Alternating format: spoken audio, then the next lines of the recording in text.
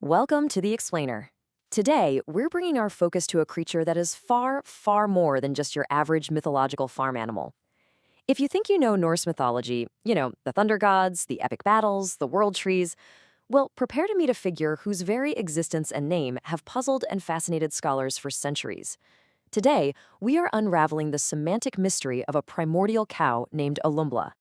It's an absolutely wild image to start with, isn't it? How did a single hornless cow survive the primordial void?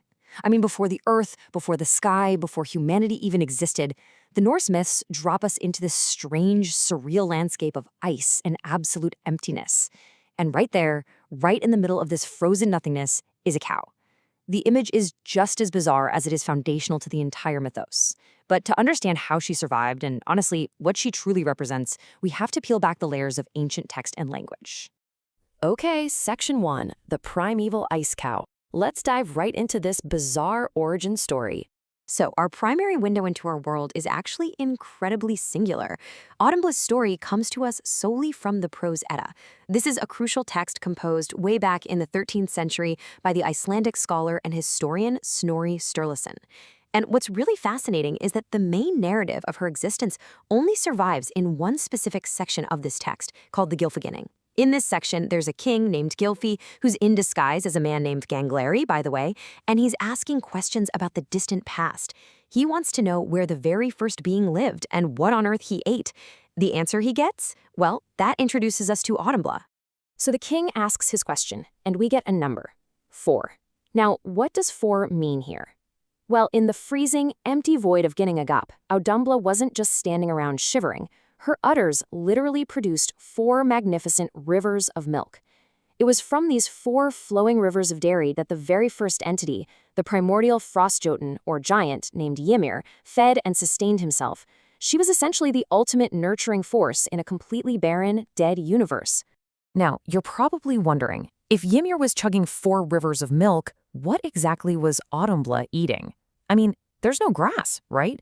Well, she survived by licking salty rime rocks, essentially massive boulders of frosty salt. But this wasn't just a meal, it was a literal act of creation.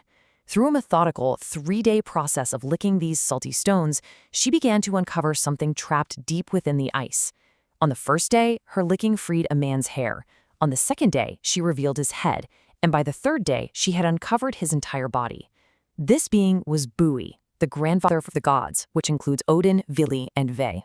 And her cosmic importance definitely didn't go unnoticed by the ancient writers. She is explicitly declared the noblest of cows. This high praise comes from later section of the Prose Edda known as the Nafnithaler, which is essentially a list providing poetic ways to refer to different things. In the section detailing ways to refer to cows, Auðumbla is the absolute only cow mentioned by her actual name. She stands completely alone in her nobility. Moving on to Section 2, solving the semantic mystery. This is where the linguistic detective work begins. Now, what's really interesting about this is how a seemingly simple name can pack such a punch. Let's break down her name using Old Norse etymology. It's generally accepted to be a compound of 2 words. First, we have alder, which traditionally means riches. Second, we have humala, which means hornless. You put those together, and you get a hornless cow rich in milk. And there's actually a super fascinating linguistic parallel to this. In Scottish English, the term humble cow is literally still used to describe a hornless cow. So on the surface, her name seems to perfectly, logically describe a highly productive, hornless dairy animal. But here is where the mystery really deepens, highlighting a stark contrast. Yes, Auðr means riches, but, and this is a big but, that exact same Old Norse word can also translate to fate, or, incredibly, desolate desert. Because of this, Auðumbla can suddenly take on a radically different translation. She goes from being a gentle, hornless cow rich in milk to being the destroyer of the desert. It's total linguistic whiplash. In one breath, she's this nurturing dairy cow sustaining life. In the next, she is a formidable, almost apocalyptic force annihilating the barren wasteland. Now, you might be thinking, okay, that's just a weird quirk of translation, right? A linguistic accident lost to time. Well, scholar Anatoly Lieberman suggests this wild semantic ambiguity wasn't a mistake at all. It was actually deeply intentional. Why does this matter? Because to the ancient Norse storytellers, a primordial being at the absolute beginning of time shouldn't be simple, But using a name with a specific, layered double meaning, they allowed Auðumbla to embody both a creator and a destroyer simultaneously. Which brings us to Section 3, uniting the cosmic factions. Let's look at the bigger picture. Let's contrast the two beings she interacted with at the very dawn of time. On one side, we have Ymir. He drank her milk and became the ancestor of all the Jötnar, or the giants. On the other side, we have Búri. She literally licked him out of the icy desert, acting as his liberator, and he became the progenitor of the Æsir, the gods. Now, if you know anything about Norse mythology, you know that the gods and the giants are locked in a bitter cosmic war that eventually culminates in the end of the world, Ragnarok. So the crucial point is captured perfectly right here by scholar John Lindow, revealing the sheer magnitude of her role. She nourishes the ancestor of the giants, and she brings the grandfather of the gods into the light. She bridges the ultimate divide. Without her, neither side of this eternal mythological conflict could even exist. She is the literal source of both factions, perfectly reflecting her name as both a nurturing provider and a destroyer of the desolate void. All right, Section 4, the universal bovine connection. Let's zoom out a bit. And this brilliantly illustrates how myths are so often grounded in day-to-day reality. Scholar Rudolf Simek highlights an observation from the Roman senator Tacitus in his first-century ethnographic work Germania. Tacitus actually noted that Germanic peoples actively kept and bred hornless cattle. Northern Europeans have literally been breeding these specific hornless cows since prehistoric times.